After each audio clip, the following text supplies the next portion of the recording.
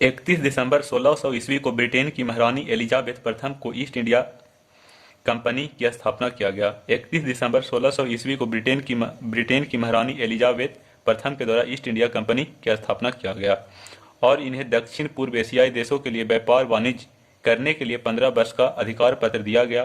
साथ ही कहा गया कि यदि व्यापारिक स्थिति मजबूत होगी तो इस स्थिति में प्रत्येक 20 वर्षों के पश्चात इस व्यापारिक अधिकार पत्र को नवीनीकरण किया जाएगा। 1600 ईस्वी में तत्कालिक मुगल बादशाह जहांगीर के दरबार में कैप्टन हॉकिंस नामक राजदूत आया। यह राजदूत ब्रिटिश राजा जेम्स प्रथम का राजदूत था, किंतु किसी भी प्रकार का व्यापारिक अधिकार प्राप्त नहीं हो पाया।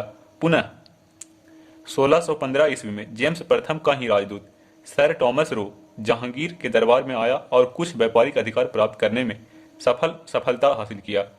साथ ही 1613 ईस्वी में सूरत में स्थापित ईस्ट इंडिया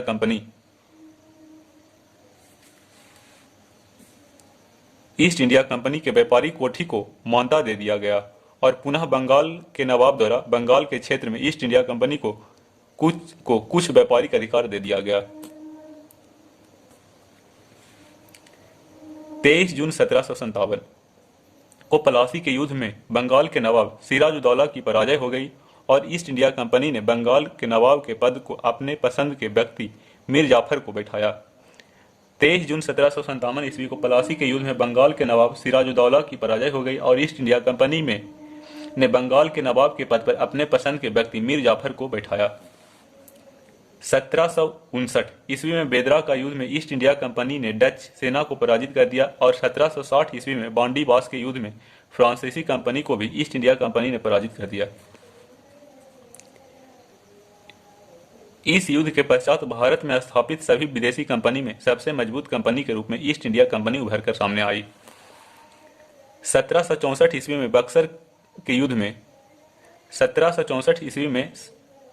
के युद्ध में हेक्टर मुनरो के नेतृत्व में ब्रिटिश सेना के तत्कालिक मुगल बादशाह शाह आलम द्वितीय के नेतृत्व वाली त्रिगुट सेना को पराजित कर दिया। इस त्रिगुट सेना में शाह आलम द्वितीय के अतिरिक्त बंगाल के अपदस्थ नवाब मीर कासिम एवं अवध का नवाब शुजा-उद-दौला भी शामिल था। इस युद्ध के पश्चात 1765 ईस्वी में लॉर्ड क्लाइव एवं मुगल बादशाह शाह आलम द्वितीय के बीच इलाहाबाद की संधि हुई। इसके द्वारा ईस्ट इंडिया कंपनी को बंगाल, बिहार एवं उड़ीसा में राजस्व वसूलने का अधिकार मिल गया। ईस्ट इंडिया कंपनी के पहले गवर्नर के रूप में लॉर्ड क्लाइव की नियुक्ति किया गया। 1772 ईस्वी में ईस्ट इंडिया कंपनी का गवर्नर, जिसे बंगाल का गवर्नर भी कहा गया, के रूप में वारेन हेस्टिंग्स की नियुक्ति किया गया। इन्हीं के शासनकाल में 1773 में रेगुलेटिंग अधिनियम या एक्ट पारित किया गया, जिसके द्वारा बंगाल के गवर्नर को बंगाल के गवर्नर जनरल बना दिया गया। इसके तहत वारेन हेस्टिंग्स बंगाल का अंतिम गवर्नर तथा पहला गवर्नर जनरल बने। इस अधिनियम के द्वारा कंपनी एवं बंगाल के नवाब द्वारा दोहरी शासन प्रणाली को पूरी तरह से समाप्त कर दिया गया। बंगाल के क्षेत्र में दोहरी शासन व्यवस्था की नींव लॉर्ड क्लाइव द्वारा रखी गई थी। इन्होंने इसकी नींव इलाहाबाद के संधि के द्वारा रखा था। 1773 के रेगुलेटिंग एक्ट के प्रमुख प्रावधान निम्नलिखित थे। इस अधिनियम के द्वारा बंगाल के गवर्नर को बंगाल का गवर्नर जनरल बना दिया गया और इसके तहत वारेन हेस्टिंग्स बंगाल का अंतिम गवर्नर और बंगाल का पहला गवर्नर जनरल बना। इस अधिनियम के द्वारा लॉर्ड क्लाइव के द्वारा प्रारंभ किया गया दोहरी शासन प्रणाली को समाप्त कर दिया गया। इस अधिनियम के द्वारा 1774 में कलकत्ता में एक सर्वोच्च न्यायालय की स्थापना किया गया, जिसमें मुख्य न्यायाधीश के अतिरिक्त 3 अन्य न्यायाधीश की नियुक्ति किया गया। मुख्य न्यायाधीश के पद पर सर एलिजा इम्पे की नियुक्ति किया गया, जबकि 3 अन्य न्यायाधीश के पद पर चेस्टर, लिनेस्टर एवं हाइडे की नियुक्ति किया गया। इस अधिनियम के बाद बंगाल गवर्नर जनरल एवं उसके 4 सदस्य मंत्रिपरिषद को बंगाल के शासन चलाने के लिए अनुमति दिया गया। साथ ही इस अधिनियम के द्वारा 24 सदस्य निर्देश वाला मंडल बोर्ड ऑफ डायरेक्टर का गठन किया गया, जिसमें एक सदस्य का कार्यकाल 4 वर्ष निर्धारित किया गया। कंपनी का शासन चला 1773 से 1857 ईस्वी तक। Pitt's India act 1784। यह एक्ट 1773 ईस्वी के रेगुलेटिंग एक्ट की कमियों को दूर करने के लिए पारित किया गया।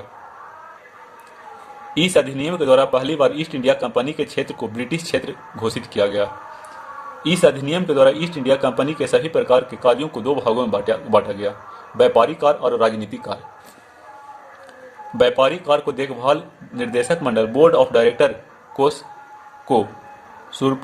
सुपुर्द किया गया, जबकि कंपनी के राजनीतिक कार्यों को नियंत्रक का मंडल को दे दिया गया, यानी बोर्ड ऑफ कंट्रोलर को। इस अधिनियम के द्वारा ईस्ट इंडिया कंपनी के कर्मचारी को निजी व्यापार करने एवं उपहार लेने पर प्रतिबंध लगा दिया गया। 1793 का अधिनियम। इस अधिनियम के द्वारा बोर्ड ऑफ कंट्रोल नियंत्रक बोर्ड के सभी सदस्यों का वेतन भारतीय राजस्व से देने की बात कही गई। साथ ही गवर्नर जनरल को प्रांतीय प्रशासन के लिए उनकी शक्ति में वृद्धि किया गया। 1813 का चार्टर अधिनियम। इस अधिनियम के द्वारा पहली बार ईस्ट इंडिया कंपनी के व्यापारिक अधिकार को सीमित कर दिया गया और जब कंपनी को चीन एवं भारतीय चाय के व्यापारी को छोड़कर शेष सभी व्यापारिक अधिकार को छीन लिया गया। इस अधिनियम के द्वारा भारत में ईसाई धर्म के प्रचार के लिए छूट दे दिया गया। इस अधिनियम के द्वारा भारतीयों की शिक्षा, साहित्य, कला, विज्ञान आदि के विकास पर कुछ उत्थान के लिए प्रत्येक वर्ष 1 लाख रुपये खर्च का प्रावधान किया गया।